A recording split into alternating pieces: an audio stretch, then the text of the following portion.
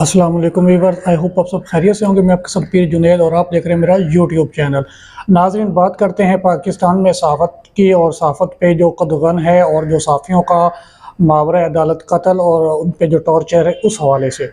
तो इसकी बहुत तवील हिस्ट्री हो जाएगी, लेकिन आप देख रहे हैं पाकिस्तान में इमरान रियाज़ ख़ान हों और उसके अलावा जो है असद तूर हों या हामिद मीर साहब हों, तो तमाम हर वो सहाफ़ी जो हुकूमत के अगेंस्ट जो सच बोलने की कोशिश करता है वो उस पर इसी तरह रियासती जबर किया जाता है, जो कि काबिल अफ़सोस और काबिल मज़म्मत से बढ़कर है।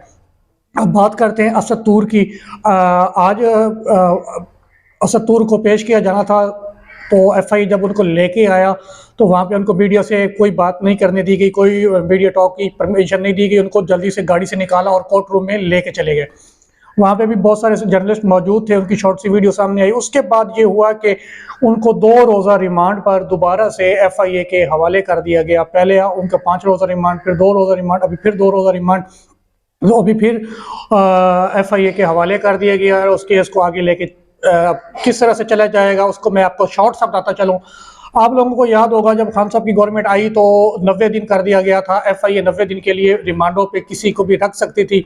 बाद में फिर जैसे पीडीएम की गवर्नमेंट आई तो उसकी कम करके 90 से 30 दिन कर दिया गया। अब लग ऐसे ही रहा है कि असद भाई जो है इनको कम अज कम एफआईए इनका जो है 30 डेज का रिमांड, तो उस पे इनको चक्कर लगवाएगी कोर्ट के। उसके पीछे क्या मकसद है? उसके पीछे एक ही मकसद है, वो ये है कि असद तूर को खामोश करवाया जाए। और आज आज वहां पे क्या हुआ, जब असद भाई को कोर्ट रूम से अभी 5 मिनट पहले जब बाहर निकाला गया तो उन्होंने शुक्रिया चीफ जस्टिस फायज ईसा साहब, शुक्रिया, थैंक यू चीफ जस्टिस काजी फायज ईसा के बुलंदो वहाँ पे नारे लगाए।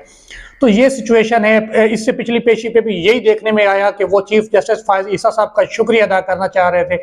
और वो शुक्रिया किस बात का अदा कर रहे थे? वो कह रहे थे कि सहाफत पे जो पाबंदी लग चुकी है, जो सहाफियों का गला घोंटा जा रहा है, तो इस बात पे वो शुक्रिया अदा कर रहे थे चीफ जस्टिस फायज ईसा साहब का। क्योंकि फायज ईसा साहब बहुत बड़ी बड़ी बातें करते थे। जब वो chief justice Balochistan high court थे, उनका कहना था होता था कि जनरल या आप किसी भी जज पे तनकीद करें तो उसका नाम लेके करें।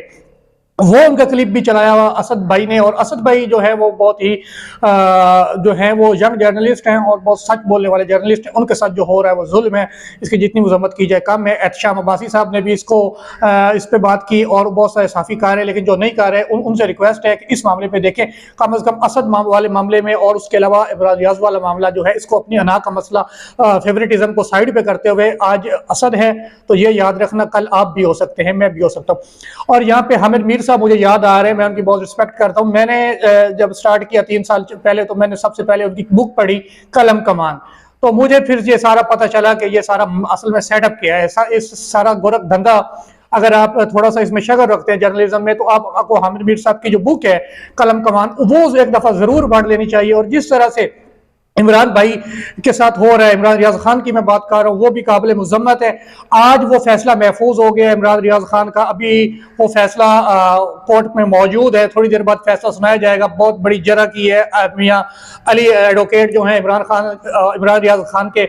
उसके अलावा वहाँ पे अजहर सिद्दीक साहब ने भी उनकी मुआवनत की। लेकिन देखने में यही अब लग रहा है कि उनको भी मजीद रिमांड पे भेजा जाएगा। मेरी पर्सनल ऑब्जर्वेशन है इमरान रियाज भाई को। और असद तूर के साथ जो हो रहा है, इस पे बड़े साफी जो है, मैं आपको फिर से कह रहा हूँ, हामिद मीर साहब ने कुछ अरसा पहले कहा था कि जैसे ही पीडीएम की गवर्नमेंट पीडीएम 2 उन्होंने शहबाज शरीफ का हवाला दिया था और साथ में उन्होंने ये कहा था कि ये आ रही है और इससे ये होगा कि बहुत ज्यादा साफी उठाए जाएंगे। उन्होंने हामिद मीर साहब का कहना था कि शायद मैं भी उठाया जाऊं। तो उन्होंने कहा कि सबसे पहले मुझे चुप करवाने की कोशिश की जाएगी। तो मैं आपसे दोबारा से रिक्वेस्ट कर रहा हूँ, kindly raise your voice for Asad Umar, raise your voice for freedom of speech, raise your voice for press freedom. तो काइंडली प्रेस फ्रीडम पे बात करें। इस हवाले से जितनी ज़्यादा स्ट्रगल हो सकी वो करें। स्पेशली असद तूर के हवाले से कोई बात नहीं कर रहा, पाकिस्तान में बहुत बड़े बड़े साफ़ी हैं, तो मैं रिक्वेस्ट कर रहा हूँ असद तूर के हवाले से बात करें। लेकिन असद तूर साहब ने शुक्रिया अदा किया। फाजिल साहब काइंडली इस मामले में 100 मोटो लीजिए, क्योंकि पाकिस्तान साफ़ियों के लिए बदतरीन मुल्क बन चुका है, बदतरीन से भी बदतरीन मुल्क बन चुका है। और जहाँ पे मावरा अदालत कत्ल से लेके साफ़ियों को थ्रेट करना और साफ़ियों का जो वो जर्नलिस्ट प्रोटेक्शन बिल बना था उसमें तो जीरो अमल दरामद हो रहा है सर, काइंडली उस पर भी देखिए। लेकिन लग यही रहा है कि ये जो PDM 2 है बनी है, शहबाज सरकार बनी है, ये सहाफियों की जो है वो आवाज को उस तरह से फ्रीडम ऑफ स्पीच की परमिशन नहीं है। आपको प्रेस फ्रीडम वाली तो बात ही छोड़ दीजिए, लेकिन बहुत ही अफसोसनाक है। अब आने वाले दिनों में क्या होगा, लगता यही है कि असतूर जो है उनको 30 दिन तक जो है इसी तरह रिमांडों पे रखा जाएगा, और साथ में जो हमारे इमरान रियाज भाई हैं उनके साथ भी यही हो रहा है। तो काइंडली इन दोनों के लिए अपनी वॉइस रेज करें ताकि पाकिस्तान में जो है वो आज़ादी सहाफत पे हम थोड़ा सा काम कर सके, आज़ादी सहाफत का जो गला घोंटा जा रहा है उसका कुछ सदेबाब हो सके। इसके लिए जितनी भी कमेटियां हैं, सेनेट के अंदर आवाज उठाने की जरूरत है। स्पेशली सेनेट के अंदर कोई आवाज नहीं इस हवाले से उठाई जा रही, तो काइंडली मेहरबानी करें। सेनेटर मुश्ताक साहब हैं, बाकी भी जितने लोग हैं इस हवाले से तो वो उस पर काम करें। सेनेटर फलक नाज चिजराली साहिबा से भी मैंने रिक्वेस्ट की है इंडिविजुअली, और उसके अलावा जितने भी लोग हैं तो काइंडली असद तुर्की के लिए काम करें, वॉइस रेज करें। पाकिस्तान जिंदाबाद।